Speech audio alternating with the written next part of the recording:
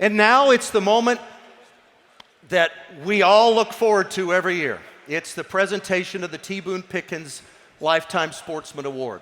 And the award is to recognize sportsmen who have distinguished themselves by living a life of adventure, a love of the outdoors, respect for natural resources, and most of all, those who have demonstrated a spirit of giving back and making it possible for others to enjoy the sporting life. Now, if you'll take a look at both sides of the stage, over here to my right, also to my left, you'll see the past 15 honorees. And right here to my right is our beautiful award that was created specifically for us tonight by our honoree. Walter, did you ever think that you were going to create an award that you made for yourself? Was this carry-on, or how did you get this here? We're glad that you did this for us tonight, but this year we're privileged to be recognizing one of the greatest sporting artists of all time. And I've always believed that quail hunting is an art form. Think about this, guys. It really is an art form. Have you ever wondered why there are so many quail hunting paintings and sculptures? If you just get online and you do a search of quail hunting art, do you know how many hits you'll get back? 21 million. 21 million. That's more than duck, pheasant, grouse, and deer hunting art. And what you're seeing on the screens here is just a small sample of some of the art. I think this is it's really great looking stuff. And I think all this came from Bubba's house. But I think about a quote we saw earlier from Gene Hill, and we want to put this back up on our screen. And if you're lucky, Gene said, if you're lucky, that's what a lot of quail hunting is. A series of lovely paintings that we walk into and out of all day long. Do you know that feeling? Walking into and out of those moments all the time, all day, and you feel like you're walking into that painting. And have you ever looked at your dog? I mean, just looked at your dog when he's pointed. It's such a good feeling, and it looked like the dog was frozen. You know, it looked like a bronze statue. I've been there, and I know that many of you have too, and I think about that. For those of you that haven't been there, I want to invite you into that scene, and I have a theory. Okay, let me tell you my theory. There are so many paintings and sculptures of quail hunting, and here's the reason I think there is because it's that sensation that we get, that sensation that's inexpressible. We want that artist to capture it for us. So when my friends ask me, hey, do you love this? Pete, you almost seem like you're obsessed with it. And I try to describe it, and sometimes I just don't feel like I'm doing it justice. And when I show them a picture of hunting, it doesn't give them the goosebumps like maybe it gives me or it gives you. So what do? We buy paintings. We buy sculptures that attempt to freeze that moment with all that heart-pumping excitement that we know it has. So as we look at this art on the screens right now, it takes us back to that moment, doesn't it? That moment that we love, that feeling that we love that we can't get anywhere else. And the same is true with books on quail hunting. I mentioned Chris Dorsey is here tonight. And Chris said it this way in a recent Forbes article about Park City's Quail Coalition.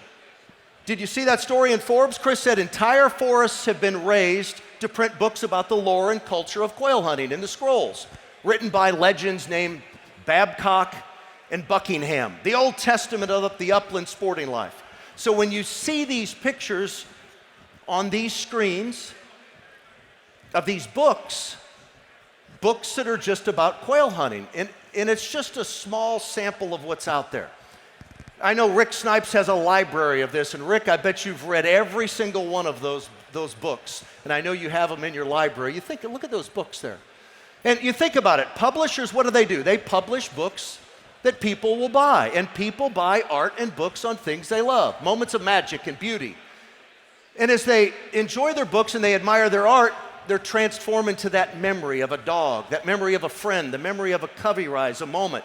And the artist in our generation who's done the best job of capturing art of quail and dogs in action is Walter Matia. And if you look on your screen now, Walter did all of these. And Boone Pickens was one of Walter Matia's best patrons. And Walter's installation of the landing mallards in the dining room at Mesa Vista, there it is. That's one of the highlights of Boone's Ranch. It's such a beautiful work of art. And I will tell you this, I'm confident of this. If Boone were here tonight, I know he would be delighted that Walter is receiving this award. I know that no organization has a better friend, an artist in residence, than we have, and we're delighted to honor Walter Matia with this tribute video. You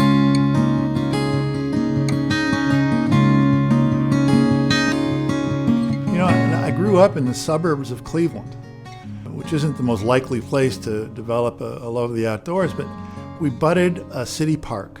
I think I spent every afternoon of my life out in the back of that park. You know, we all got our Daisy Red Ryder at, 6 or 7 years old, so we had that, and the nights were, all summer long, just sort of riotous BB gun wars and everything else you can imagine. But that was sort of the only firearms in my world until I got to college. Walter attended school at Williams College in Massachusetts, and his college buddy, Perk Perkins, introduced him to what the hunting life was all about. Perk had basically grown up hunting and fishing. His dad, at that point, had just purchased the Orvis Company about 4 or 5 years earlier. Much of the fall, each year, every weekend that we weren't either playing soccer ourselves or doing something, we'd go up grouse hunting. The outdoors was just the whole thing. And I enjoyed the science of taxonomy. Before college, growing up in Cleveland, Walter's mom encouraged his love of art and his exploration of the outdoor world. From as long as I can remember, my mom took us down to drawing classes, either at the Art Museum or at the Natural History Museum. It was at the Cleveland Museum of Natural History where Walter met his mentor and lifelong friend, Larry Izzard. And it was Izzard that suggested he try his hand at sculpting in 1980. Walter was hooked, and later in the 80s, he quit his job as a vice president at the Nature Conservancy to sculpt full-time and concentrate on wildlife art. Catching those moments where an animal is first aware of you is one of the most powerful moments in sculpture. Somebody has to be a viewer, and it has to be evident that somebody's looking at this thing.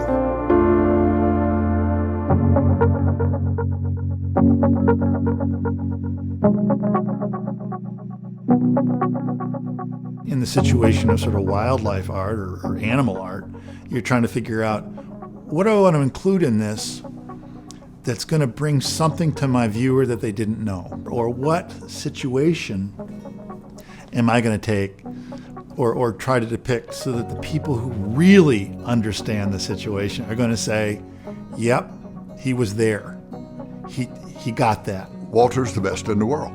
The detail and the attitude that the sculpture itself takes, you can look at it and say, I've seen my dog do that 1,000 times. His artwork is just like you want to walk into that scene and be a part of it. It gets your heart pumping, I think that his ability to tell that story of what makes a quail flush so special or a bird dog slam on point so amazing, it's what drives us to the sport. You get hooked. You want that adrenaline rush, and you get that same thing when you look at his artwork. He captures that essence somehow, and it's like, wow, you feel like you're there. You look at his work, and it triggers mental images of things that you've seen in your own life. One of the moments that really told me that I was getting somewhere was when Bubba Wood called me up and said, I want to talk to you about your art. Because Bubba, he in fact knew the whole field. He knew what was good, what was bad. You couldn't fool him. He's just better than everybody else. And he understands the subject, and he just gets the overall picture of anything he's associated with. He has a vision of where he wants it to go to, and we love everything he does. Walter has spent his entire adult life in conservation, both professionally and through volunteering. In addition to the 11 years he spent at the Nature Conservancy, Walter has served on many boards. Bill Palmer, President and CEO at Tall Timbers Research in Tallahassee, Florida. Conservation isn't different groups. We're a fabric, and we all kind of touch similar lives and similar things. And Walt's one of those threads that goes through that fabric and touches so many different conservation groups and has such an impact on making people realize how important it is to save this sport, how important it is to save quail. And, you can't put a number on stuff like that. That's a lifetime achievement and a lifetime impact. Larry Selzer, President and CEO of the Conservation Fund. You realize that if you really care about these things, then you're going to try and do something about it. It's not enough to write about it. Frankly, it's not enough to do magnificent sculpture about it. That you have to be a practitioner. You have to jump in. Walter is uniquely positioned to reach such a broad audience through his art and bring them into the field of conservation. I think he's really a national treasure.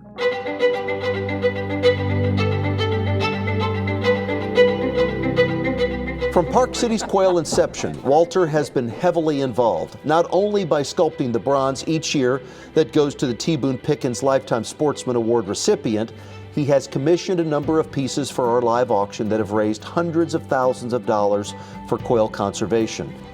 When Bubba basically got really excited about Park City's quail, and he and Boone, as much as anything else, decided, look, if we're going to do this, we're going to do it right.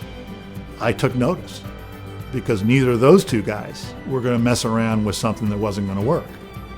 And he's also produced our medallion series. Bubba was really insistent that we brand Park Cities as the best. And the medallions were his idea. And then it became, wait a minute, by the time we're done with this series, it's really going to be something quite beautiful. I think Walter's contribution to Park City's quail has been immense. He gave it a level of dignity and refinement that otherwise I don't think we would have. He understands art. He understands the wildlife. So he's able to convey that through his art. I've bought 3 pieces over the years, and I treasure all of them. It's his generosity that helps make this annual banquet such a success. You know, you walk into that room and you look at all those photographs up on the wall, and you realize that Park Cities has done a terrific job of bringing to the fore a tremendously powerful and interesting group of people. Knowing that they have a piece of my art it's terrific. I had the opportunity to be at Ted Turner's home in Florida called Avalon. And in addition to all the awards he had, the Horatio Alger Award and awards from the United Nations on the shelf, the only thing he had sitting on his writing desk was the T. Boone Pickens Lifetime Sportsman Award. I think it's because he loved Walter's sculpture that much. You know, I only knew well a couple of the guys who have received this award. And they are some of the best people I've ever met. Boone, to Bubba, to Rick Snipes.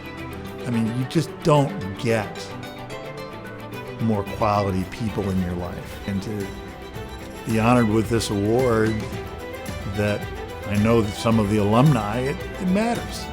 Ladies and gentlemen, the recipient of the 2022 T. Boone Pickens Lifetime Sportsman Award, Walter Matia.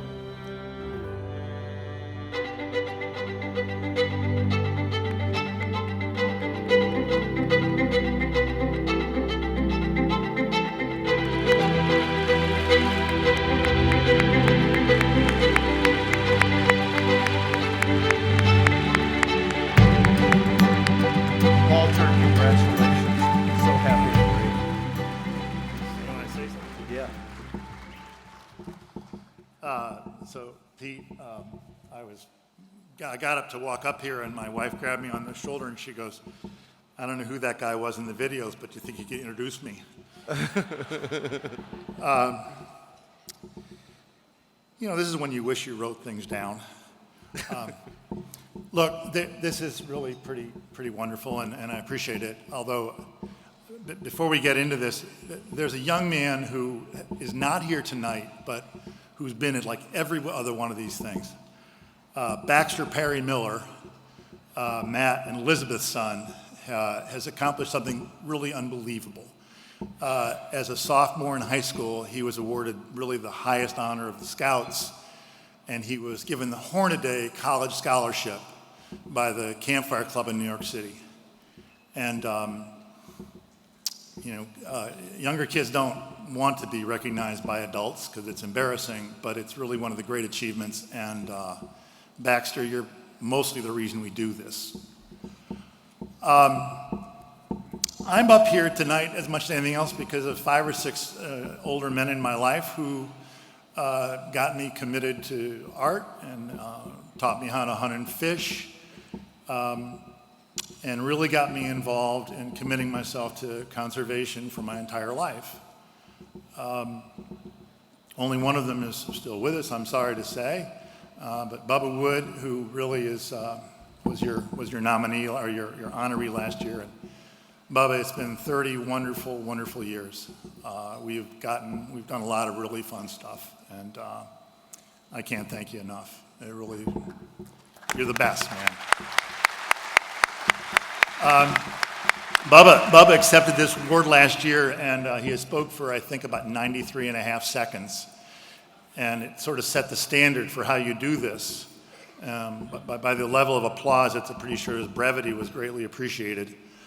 I'm not quite articulate enough to be that brief, and there's 1 or 2 things I did want to say about why I think what you're doing is so important. What Park City's doing, and with their partnerships with the different state agencies, and with its new partnership with Tall Timbers Research Center out of Georgia, has really moved the dial in quail conservation.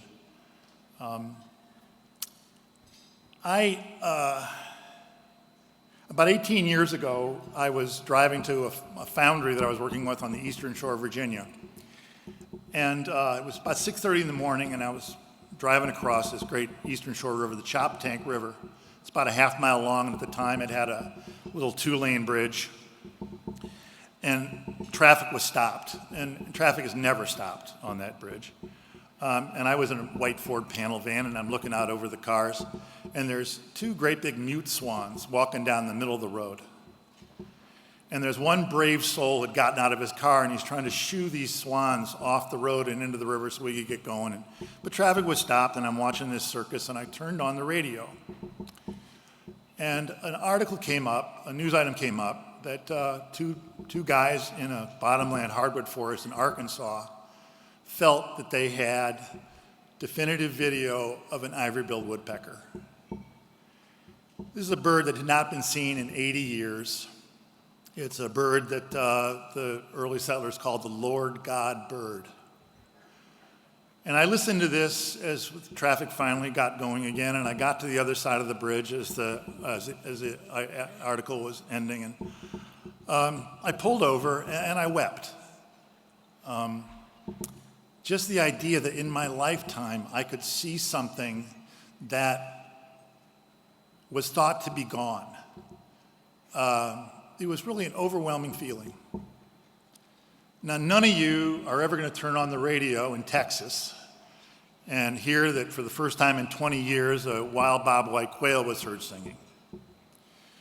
But if you guys lived in Massachusetts or Rhode Island or Connecticut or New York or Pennsylvania or Delaware or New Jersey or much of Virginia, much of Maryland, much of the Carolinas, the absolute heart of the range of the bobwhite quail, you've already heard that. And what you guys are doing is making sure that we don't hear it any other place. I don't, frankly, need to shoot another quail. I want to, because basically upland hunting has already given me the stories of my art, and it has led me to some of my dearest friends in the world. Upland birds don't owe me anything.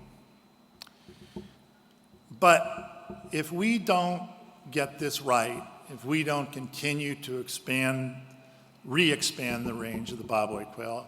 If tall timbers and park cities isn't successful what you're doing, my son and my daughter and your sons and your daughters and the Baxter Perry Millers of this world, they're not going to basically find the passion.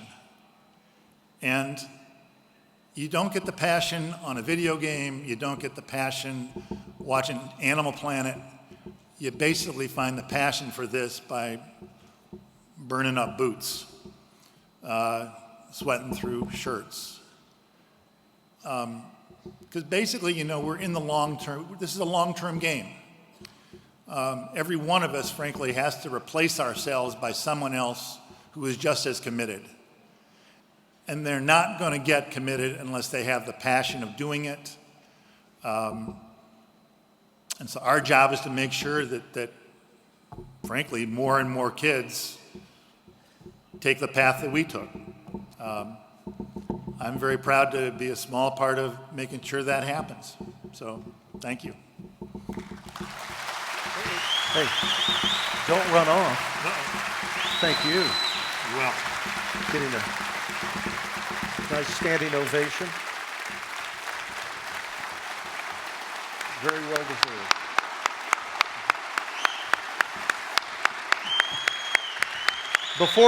Before you leave the stage tonight, every year we honor our honorees with a banner that will be up there, and just to the right of your buddy Bubba, I want to show what your banner is going to look like. Let's reveal that, please. There we are. All right. Walter Matia, everyone. Walter, thank you. Thank you. Thank you.